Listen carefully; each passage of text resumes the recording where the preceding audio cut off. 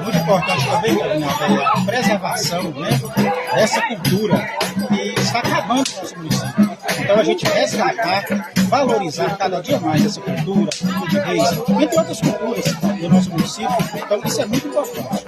Então a gente, enquanto servidor público, enquanto agente político, né, tem a obrigação de estar incentivando, né, e participando, preservando e valorizando essa cultura nossa.